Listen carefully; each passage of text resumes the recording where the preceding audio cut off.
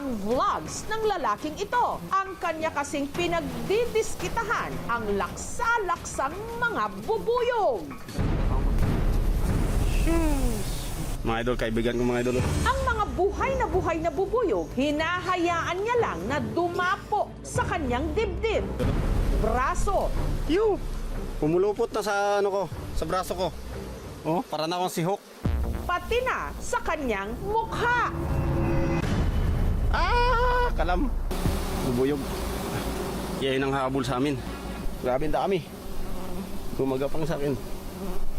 Nariyang mano-mano niyang dinampot ang kumpol ng mga bubuyog Grabe. Ang bigat din pala nila pag marami. na para bang ipinanligo na niya ang mga ito. Pero napalunok laway na lang ang lahat ng ang kumpol ng mga bubuyog sa sanga. Walang katakot-takot niya ring isinubo.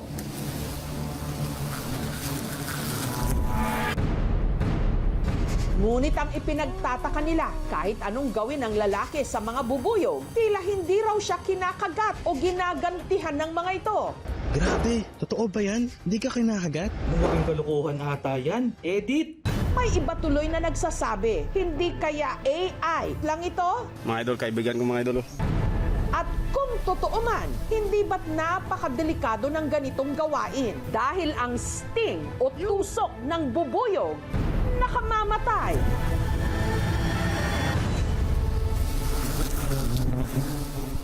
May lalaki sa Palawan na akalain niyo po, ipinampapaligo at isinusubo pa ang mga bubuyog. Ang kabundukan ng Rojas sa Palawan, sinusuyod ng binansagang bee whisperer na si Bong para makakolekta ng ibibenta niyang pulot-pukyutan o honey. Since 2012, nangunguha na po kami ng pulot. Ang bintahan po dito sa amin ng pulot, 1,000 or 2,000 sa isang galon. Nang may nakita siyang bahay pukyutan, agad niya itong nilapitan. Medyo mababa lang ito, maganda itong kunin at harvestin. Tumatanggal po ako ng damit para komportable po ako na magkuha ng pulot. Wala tayong pinahid sa ating katawan at wag lang po ninyong subukan. Baldi, nalagayan po ng honey. Una niya munang pinausukan ng beehive.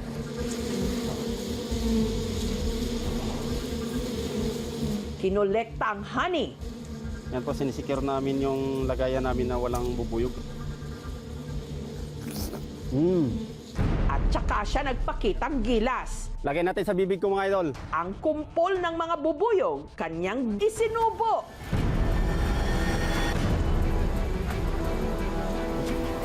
Paalala lang po, huwag na huwag itong gagayahin. Hindi po ako kinakagat, wala pong tusok na nangyari. Kusa lang silang lalabas.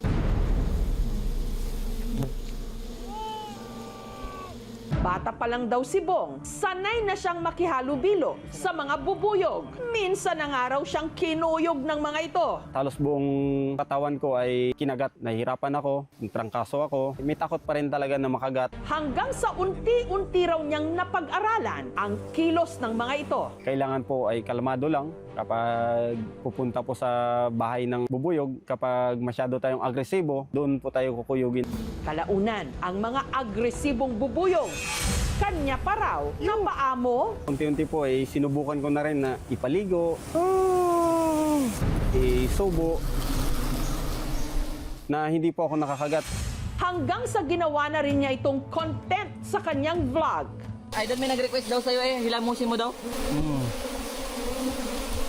Ang pasok sa ilong ko. Tumaas yung threshold ng mga exposure ng self sa risk dahil yung dati nating mga ginagawa ay hindi na siya nakakakuha ng atensyon. In a society of spectacle, ang sarili natin ang naging produkto para sa likes dahil naging monetized ito. Malaking bagay pong kumikita kami ng ganitong halaga. Sa panahon ng season ng honey, wala po kaming halos kinikita sa aming palaisdaan.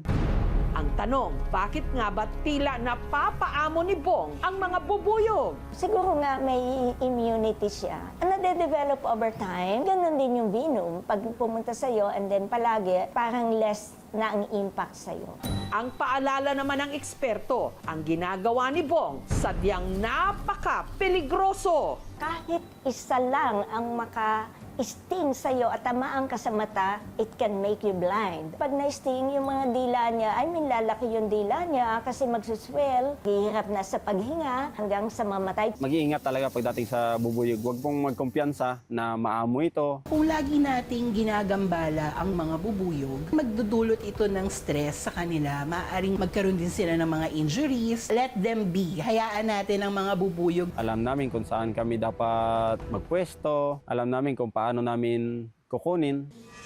Pero mag-ingat dahil ang ilan, buhay ang naging kapalit. Gaya ng nangyari sa kinakasama ni Angeline na si Carlo. Para may pandagdag kita, lalo na't buntis si Angeline, nangongolekta si Carlo ng pulot sa Dumalinaw, Zamboanga del Sur. Nagmawag, may papa dito. Nagkaduhan ako po ako nabalite. Magsaddan siya pangitag putsukan. Muli na po siya pagkapon dito sa pagadan para mo-duty na po magagabi. Kasi po sa ka-security guards. Tara guys, nisaka na.